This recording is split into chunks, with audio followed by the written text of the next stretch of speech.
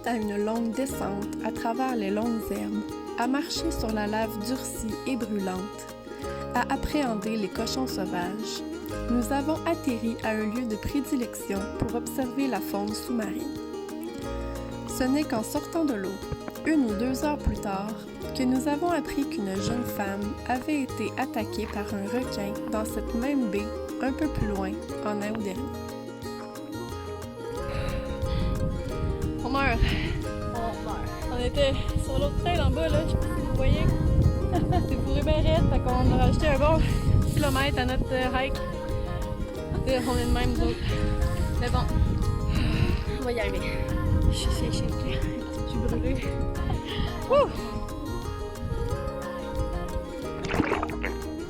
Nous enlevons nos vêtements après notre descente et nous dirigeons en maillot vers l'océan turquoise, caméra et masque à la main.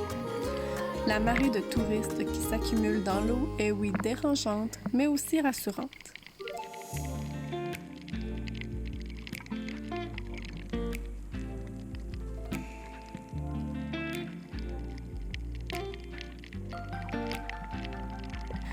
Nous avons dansé sous l'eau avec les poissons et c'était magique.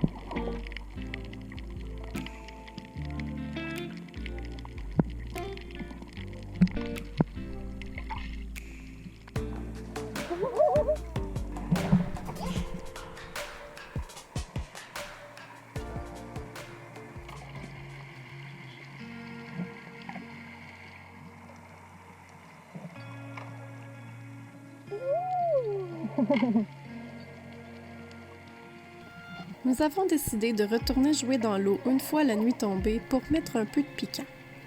Nous voulions aller dire bonjour à nos amis les raies manta. Quelle expérience de fou! La raie manta est un élasmobranche, soit un poisson cartilagineux de la même famille que les requins. Elle filtre le plancton pour se nourrir et donc ne mange pas les humains. C'est d'ailleurs ce qu'elles sont en train de faire devant nous. Je me sentais coupable de participer à une telle activité de peur de les déranger, mais de les voir s'alimenter ainsi devant nous, très relax, ça m'a rassurée. Elles n'apparaissent pas troublées par cette activité.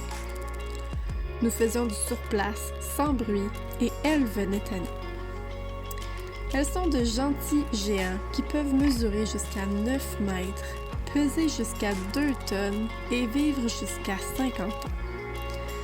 Elles sont curieuses et viennent souvent rendre une visite pacifique aux plongeurs.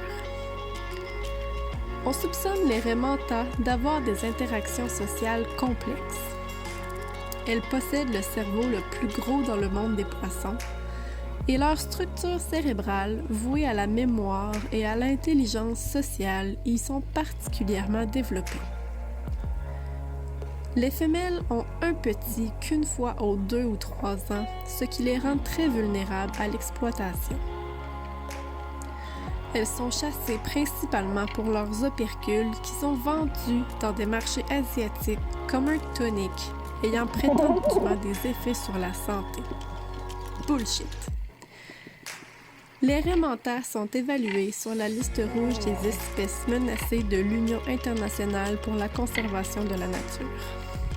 Bonne nouvelle, à Hawaï, ces anges de l'océan sont protégés. Il est interdit de les pourchasser ou de les tuer. Merci la vie de me les avoir présentés.